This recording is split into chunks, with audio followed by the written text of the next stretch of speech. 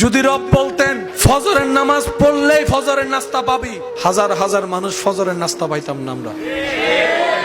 যদি রব বলতেন জোহরের নামাজ কবুল হলেই ভাত পাবি, জীবনের হাজার শত বছর কেটে যেত, ভাত আপনার আমার মুখে জুটতো না। কিন্তু রব এমন দয়াবান, ফজরের নামাজ না পড়লেও নাস্তা দিচ্ছেন, জোহরের নামাজ না পড়লেও ভাতের ব্যবস্থা করে দিচ্ছেন, আসর মাগরিব এশা না পড়লেও ঘুমের ব্যবস্থা করে দিচ্ছেন, আবার ঘুমও দিচ্ছেন, সকালে ঘুম থেকে তুলেও দিচ্ছেন, শরীরের শক্তির ব্যবস্থা করে দিচ্ছেন। সুবহানাল্লাহ। রব বলে, বান্দারে তোদের যোগ্যতায় তোরা কিচ্ছু পাওয়ার অধিকার রাখস না, কিচ্ছু পাওয়ার অধিকার রাখস না, কারণ তোরা তো আমার প্রেমের পরীক্ষায় দিতে রাজি না। আমার প্রেমের পরীক্ষা কল্পনাও তোরা করতে পারবি না। আমি আল্লাহ পরীক্ষা করেছি ইব্রাহিম নবীকে রেখে, জগতে দেখেছে, তোরা শুনেছিস আমার ইব্রাহিম আগুনকে ভয় পাওয়া তো দূরের কথা, মুস্কি মুস্কি হাসি হাসি এর মধ্যে ঝাঁপ দিয়েছে, শুধু আমি রবকে খুশি করার জন্য। বান্দারে তোরা যা পাচ্ছস সব আমি রবের দান। জোরে বলেন।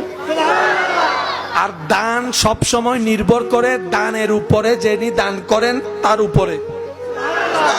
যার ভান্ডার যেমন তার দানও, বলেন না রে ভাই, যার ভান্ডার যেমন তার দানও। রব বলে যে আমি রহমান হওয়ার কারণে তোরা পাচ্ছিস, আমি জ্ঞানী হওয়ার কারণে তোরা পাচ্ছিস, আমি আল্লাহ কাদির হওয়ার কারণে পাচ্ছিস। আল্লাহ আমরা যে এত গুনাহ করি তারপরও দিচ্ছেন, ব্যাপার কি? রব বলে যে শুধু নবী মুস্তাফার উম্মত হওয়ার কারণে দিচ্ছি বেশি বেশি, নাইলে আমাদের আর কোনো সুযোগ গুনেহগারম সিয়াকারম ওয়ালাকিন বদস্তম হস্ত দামানে মুহাম্মদ। চিৎকার দিয়ে একবার বলেন সুবহান।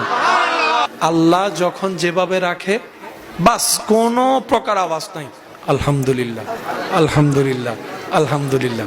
আমরা তো বান্দা, মনে তো চাওয়া থাকতেই পারে, আমরা তো মানুষ, স্বপ্ন তো কিছু থাকতেই পারে। তো বলেন না আপনার সেই রবের কাছে যিনি কোন বললেই ফায়াকুন হয়ে যায়, কিন্তু বলার ধরনটা থাকবে এভাবে, আল্লাহ এই জিনিসটা আমার মন চাচ্ছে, কিন্তু কোনটা আমার জন্য ভালো হবে কোনটা খারাপ হবে আমি তো বুঝি না, আমি তো জানি না।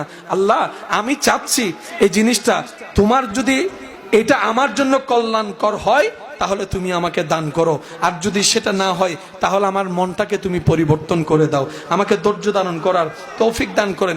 দেখবেন আপনার ধৈর্যের নিয়ামত পাবেন, যেটা চাচ্ছেন সেটা কল্যাণকর হলে সেটাও পাবেন।